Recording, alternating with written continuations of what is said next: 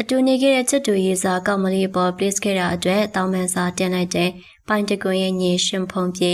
ပိုင်တကွန်ရဲ့ညီဆိုပေမဲ့အကိုဖြစ်သူလို့သိငြိမ်ပုံမရတဲ့ရှင်ဖုံပြေကတော့သူတို့ရဲ့အပေါ်ဖြည့်ရှင်းရဲ့ချစ်တူဟောက်အပေါ်အခုလိုတောင်းပန်ခဲ့ပါတယ်အခုလက်ရှိဖြစ်ခဲ့တဲ့ပြဿနာအလုံးကကျွန်တော်ဆိုခဲ့လို့ဖြစ်ခဲ့တဲ့ကျွန်တော်တယောက်တည်းတည်းပဲဆိုင်တဲ့ပြဿနာပါအဲ့ဒီအတွက်ကျွန်တော်နဲ့ပဲတက်ဆိုင်ပါတယ်သူနဲ့တွဲနေရကျွန်တော်မိသားစုညီကိုမောင်နှမဘယ်သူမှမသိပါဘူးဒါအမှန်တရားပါပဲဒါသူလည်းသိပါတယ်ကျွန်တော်အိမ်နဲ့အရွယ်တိုက်ပြီးစိတ်ဆိုးပြီးအိမ်ပေါ်ကဆင်းခဲ့ချိန်မှာ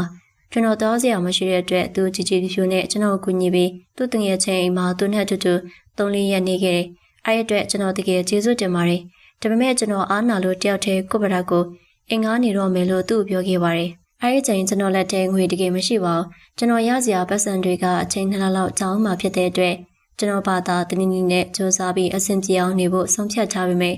သူကအင်္ဂါဘို့အတွက်အားလုံးသူစီစဉ်ပေးမယ်ပြောခဲ့ပါတယ်ကျွန်တော်ကိုယ်တိုင်လည်းတကယ်ခက်ခဲဖြစ်နေတဲ့အတွက်သူစီစဉ်ပေးတာကိုလက်ခံပြီးပတ်ဆက်ရတာနဲ့ပြန်ပေးမယ်လို့အတန်တန်သူပြောခဲ့တယ်ကျွန်တော်ရဲ့အဲ့ချိန်ကလေးကငှားထားတဲ့အိမ်မှာတူနေပြီးကျွန်တော်ပတ်ဆက်ရတဲ့အတိုင်းကျွန်တော်မှကေပေးမရှိတဲ့အတွက်သူကောက်ထဲပဲ320ရ330ရအမြဲထည့်ပေးခဲ့တယ်ဒါအမှန်တရားပါသူလည်းသိပါတယ်အဲ့ဒီပတ်စံတွေနဲ့ပဲကျွန်တော်တို့နေရာတူတူစားတော့ခဲ့ကြတယ်သူရရင်သူပေးတယ်ကျွန်တော်ရရင်ကျွန်တော်ပေးတယ်ကျွန်တော်တို့နေရာထက်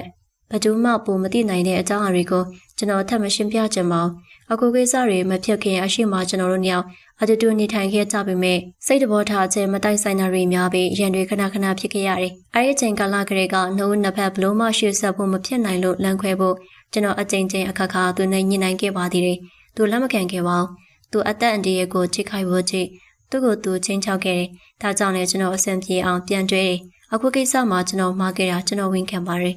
အဲ့ဒီအတွက်လည်းသူ့ပါဝင်ကျွန်တော်ကြောင့်စိတ်နှောက်ယှက်ဖြစ်ခဲ့တဲ့သူတွေအားလုံးတောင်းပန်ပါတယ်ဒါပေမဲ့ကျွန်တော်ဘသူစီမှပိုင်လုံးလုပ်ခဲ့တာမရှိပါဘူးသူ့ပုံမှန်လေးမလုပ်ခဲ့ပါဘူးအဲ့ဒါကိုသူလည်းသိပါတယ်ကျွန်တော်တို့ညောင်လူငယ်တပါဝါအရာချစ်တူဖြစ်ကြတယ်တွေ့ကြတယ်ရှေ့အသူမရှိအသူနဲ့နေခဲ့ကြတယ်ကျွန်တော်သူ့စေတနာကိုလည်းမစော်ကားပါဘူးကျွန်တော်ကြောင့်စိတ်နှောက်ယှက်ဖြစ်ခဲ့ရတဲ့သူတယောက်ချင်းစီတိုင်းကိုလည်းအနုညွတ်တောင်းပန်ပါတယ်လို့ဆိုလာခဲ့ရပဲဖြစ်ပါတယ်ဟုတ်ကဲ့ပါရှင်ဒီကနေ့တင်ဆက်ပေးသွားတဲ့အကြောင်းလေးကတော့ဒီလောက်ပါပဲရှင်နောက်ထပ်အကြောင်းအရာတွေအတွက်ကျွန်တော်ရဲ့ page လေးကို like and follow လုပ်ထားပေးကြပါဦးနော်အဆုံးထိအားပေးကြည့်ရှုမှုအတွက်လေးကျေးဇူးအများကြီးတင်ပါတယ်ရှင်